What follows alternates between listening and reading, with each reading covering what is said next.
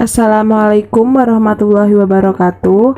Perkenalkan, nama saya Salwa Salsabila, mahasiswa Universitas Negeri Semarang, Prodi Pendidikan Tata Kecantikan, yang sedang melaksanakan kegiatan KKN BMC 2 Universitas Negeri Semarang. Di sini saya akan memberikan sedikit edukasi mengenai adaptasi kebiasaan baru tentang larangan merokok. Mari kita simak slide yang sudah saya cantumkan. Sebelum kita mempelajari tentang larangan-larangan merokok, kita juga harus mengetahui apa itu rokok. Rokok adalah tembakau yang dibalut berbentuk silinder dari kertas maupun berbagai jenis daun berukuran antara 70 mikrometer hingga 120 mikrometer dengan diameter 10 mikrometer. Nah, rokok ini sendiri cara pemakaiannya yaitu dibakar bagian ujungnya, lalu bagian ujung sisi yang lain dihirup masuk ke dalam paru-paru. Setelah kita mengetahui apa itu rokok, kita juga harus mengetahui fakta-fakta dari rokok. Nah, pada slide berikut ini ada 3 macam fakta-fakta dari rokok. Fakta yang pertama, rokok merupakan salah satu penyebab dari kematian manusia. Yang kedua, satu batang rokok akan memotong usia sebesar 11 menit. Lalu, fakta yang ketiga merupakan satu batang rokok mengandung 4.800 bahan kimia yang dapat menyebabkan penyakit-penyakit seperti kanker dan paru-paru. Ada 2 jenis macam perokok. Yang pertama, perokok aktif. Yang kedua, perokok pasif. Di sini saya akan menjelaskan apa itu pengertian dari perokok aktif dan pasif. Nah, pengertian perokok aktif adalah orang yang mengkonsumsi rokok secara rutin dengan sekecil apapun, walaupun itu cuma 1 batang dalam 1 hari. Lalu, pengertian perokok pasif adalah orang yang bukan perokok tapi menghirup asap rokok orang lain, atau orang yang berada dalam satu ruangan tertutup dengan orang-orang yang sedang merokok.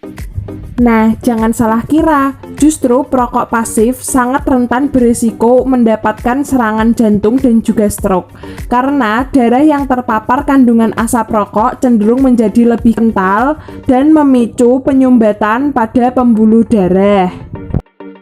Kemudian pada slide berikut ini ada beberapa bahaya-bahaya dari merokok. Yang pertama, menyebabkan meningkatnya kematian manusia. Penyakit yang akan diderita oleh sang perokok salah satunya yaitu penyakit jantung, kanker, stroke, dan juga paru-paru kronik. Lalu, rokok juga berpengaruh dalam kualitas hidup yang menurun. Nah, salah satunya perokok akan mengalami gejala batuk-batuk dan dijauhi oleh orang-orang di sekitar karena asap rokoknya yang mengganggu. Nah, berikutnya di sini ada beberapa tempat-tempat yang dilarang untuk merokok. Tempat yang dilarang untuk merokok yang pertama adalah tempat beribadah. Yang kedua, tempat layanan kesehatan seperti puskesmas, rumah sakit, posyandu. Lalu yang ketiga ada angkutan umum. Yang keempat ada layanan belajar seperti TK, SD, SMP, dan SMA. Kemudian yang kelima adalah tempat bermain, dikarenakan banyak anak-anak usia dini yang tidak boleh terkena rokok atau mengenal rokok. Lalu yang keenam yaitu tempat kerja. Kemudian berikutnya ada keuntungan-keuntungan jika kita berhenti merokok. Keuntungan yang pertama, rambut dan pakaian kita tidak lagi berbau rokok. Yang kedua, keluarga akan terlindung dari penyakit-penyakit akibat dari merokok. Lalu, keuntungan yang ketiga yaitu menghemat pengeluaran.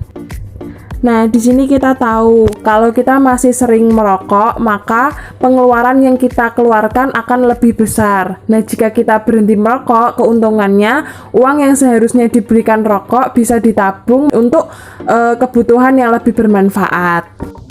Nah, keuntungan yang keempat, kulit kita akan menjadi lebih sehat. Karena pada saat kita berhenti rokok, bahan kimia yang seharusnya masuk ke dalam rokok sudah berhenti.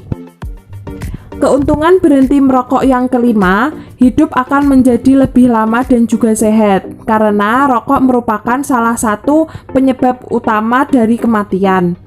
Kemudian berikutnya, mencegah 40 jenis-jenis penyakit akibat merokok. Yang berikutnya, gigi menjadi lebih bersih. Karena saat kita merokok, dapat mengakibatkan gigi menjadi kuning dan juga kusam. Berikutnya, kesehatan akan menjadi meningkat. Lalu yang terakhir, nafas menjadi lebih segar. Kemudian, hal-hal yang akan terjadi setelah kita berhenti merokok.